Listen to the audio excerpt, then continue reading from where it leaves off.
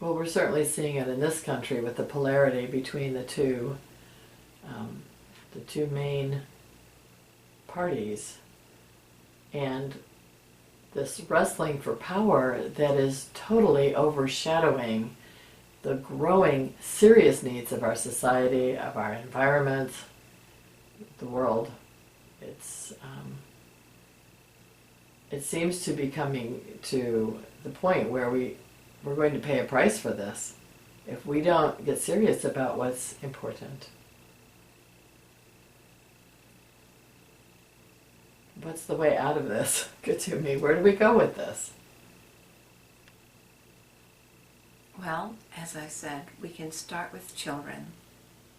Start with how we think about them, how we teach them, and how we decide who is successful and who is not. That is so artificial. But to encourage every child as being valued. It doesn't fit the way it is set up today, where you have standardized tests and grades and certain competencies, because that all goes towards one point. And it makes for a very narrow society. Understand, much of this can be regulated, and therefore people fit in here or they are outcast. And they lose their power as outcast. So then you've conformed to fit and move forward in society. But in that conforming, you are losing power. Yes. If it does not fit you. Sorry.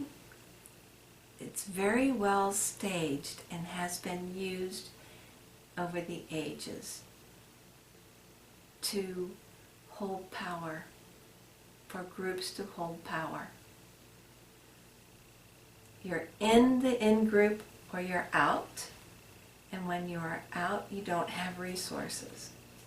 When you're in the in-group, you must have your fidelity to the leader or leaders of that group. Now, who are the leaders of your group? You may not know them. And there are many groups in our But society.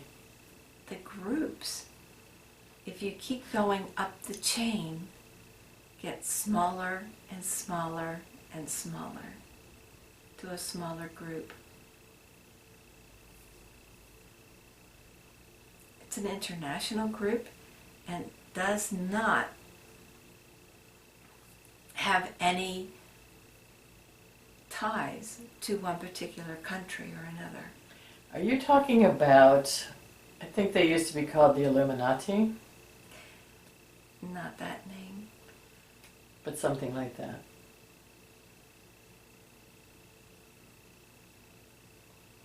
Something like that in the idea, I suppose. But nonetheless, one cannot be controlled if they are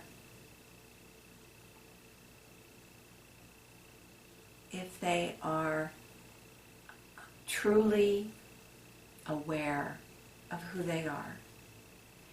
If you raise children to know who they are and to see their own value and to move forward in that way, they cannot be manipulated and made to conform. It does not mean there would be chaos either. There would be joyful expression. Mm-hmm. And the negative would fall away. How many children do you see who are negative outside of the influence that they may have been taught? There's a couple things. Yes, it's very true. And when you talk about at the highest levels, that the leaders are not connected to any company, any country. I think about it's really manipulation for power and greed, because I think about how we are conditioned now to be consumers instead of citizens. And we talk about, creating this continued desire for goods as a way of perpetuating the economy. And so definitely to know your values separate and apart from the designer labels you wear and things like that is very difficult for children these days. But I want to ask you about something else, and that is we have sort of a joke in our society right now that in an effort to do more of what it sounds like you're asking us to do, we give everyone a blue ribbon for first prize because everyone is special. And the joke is that of course makes no one special and is just a way of indulging. I think people would say it's a way of indulging mediocrity. Because you're only measuring one thing. So as a group of children, try one thing, let's say running 50-yard dash. There will be some that excel and some that don't. And we look at all of our schoolwork as that one thing and say you are good, you are bad, or to say as your example, you all are winners, but they are not all winners in the 50-yard dash. Yes, okay, that makes sense. But to say, Molly, you didn't win the 50-yard dash, but you calculated all of the speeds for people and you did all the stats and you know this mathematics so much better. This is where you excel. This is where you shine. I remember years ago reading, and I might have this wrong a little bit, but I think it was the Sufi cultures that would really watch, they would attend to their children and watch for where were those points of giftedness. And then they would guide those children to explore and expand those gifts rather than forcing them into a mold that might not fit. That would be phenomenal. I'm not sure exactly how it would happen. Again, the fast speed and going toward a career that pays well. That's the other thing, is we value certain jobs above other jobs. So I hear what you're saying about changing how we treat our children in school. As I said, that's how we start. Yes. That's one place to start. Another place is the individual learning more about themselves and what is important to them, bottom line. Mm-hmm. Unfortunately, so many have been through financial crises over the last decade or more. And they have seen maybe their savings disappear or their parents' savings disappear overnight. And there is this white knuckle attitude towards their finances, the scarcity. Mm-hmm. So, as things were looking dire, companies were saying, work more. Maybe even step back your pay a little bit so we can survive. Less is better than none. But when things got better, that did not change. And in so doing, it compromised people's thinking about scarcity, about loyalty, about their achievement, the us and them. It started to break apart companies. As people felt exploited, they became more disengaged. Yes. And we get the phenomenon that we think of as playing not to lose, playing it safe. And begrudging any work you do. Yes. And they owe me. Also, there has been this disparity in how to grow the economy. The disparity between give money or encourage money to the wealthy so they can employ others, or give more money to those who are in the more lower paying jobs so that they will turn around and spend it within the economy. These two ways of looking at things are really coming into extreme. And this causes pressure and stress on the economy because it's not in sync.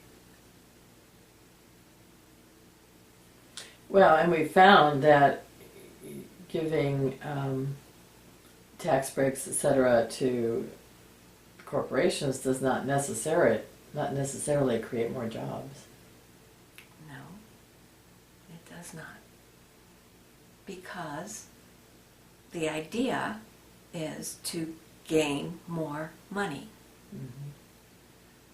Instead of building a business, they're making a profit. Yes. I am working with a few business leaders who are very committed to building profitable businesses. And I think that's the beautiful balance. And this program that I did last week was drew on some of the insights of Patrick Lencioni, who says the last great competitive advantage that we have is organizational health. Excuse me, and organizational health comes from people working together, being engaged, bringing all of their mind power and their hearts and spirits as well as their hands and minds. And what happens to people when they talk about that? You see them begin to open up, to relax, and to, as the saying would be, speak from the heart, to think from the heart, and recognizing that this is not a weakness, but it becomes a strength, and they see it.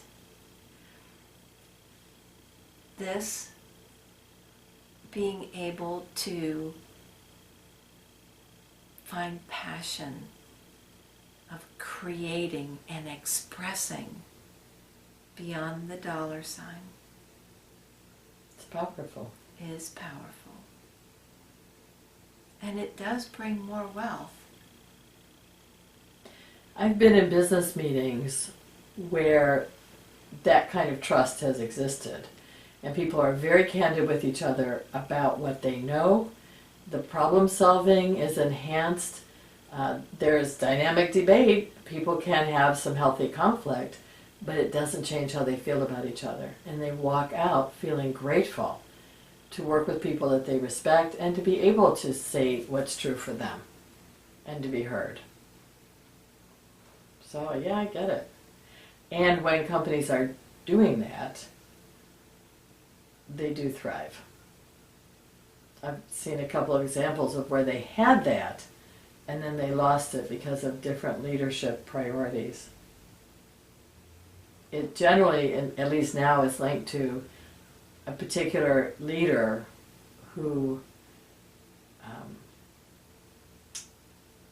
creates it doesn't create, they don't create it, they support it or promote it. And it comes from their own sense of integrity and congruence. Which again shows how much influence one person can have, at least when they're in a position of leadership, formal or informal. Yet someone within the organization holding that sense, as you did in your early career, made an impact. It may not have changed how you saw their management tactics work, but perhaps individually you changed several people's lives.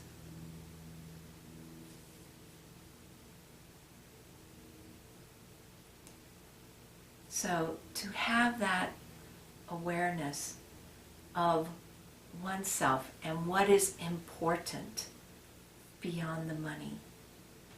What is it that lets the soul sing?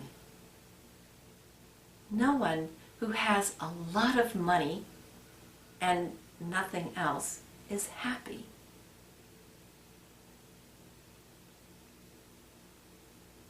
I am very aware of a lot of the jokes saying, well, I'm not happy, so just give me a lot of money. But think about happiness and that full sense of fulfillment and expression and passion, and knowing that you are valued and you are living in integrity. That feeling, if we were to have people experience that more,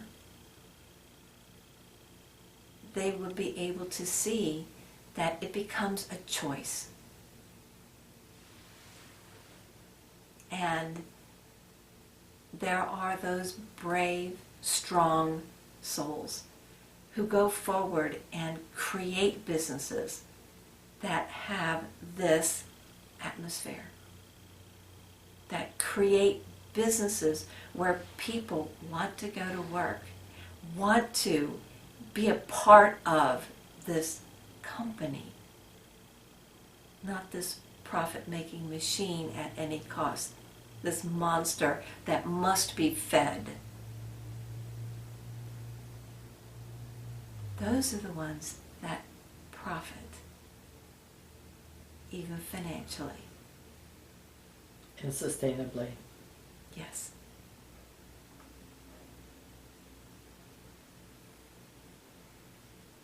So this is your work in the world. And the work of many other people. I think it's a growing direction, a growing focus that we are recognizing that when people have the opportunity to express themselves, to have respect for themselves and those they work with, it changes everything. And I think in time it could definitely change the world. Yes. So in your early days, it was just that way in your department that you were the head of. Yes. And you affected all those people.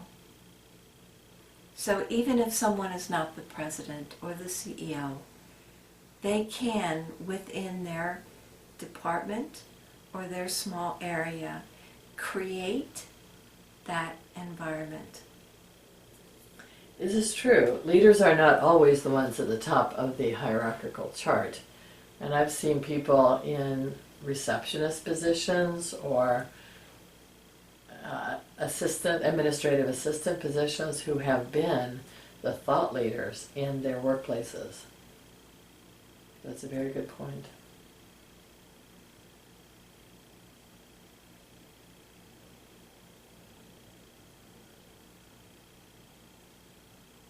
So I encourage you and others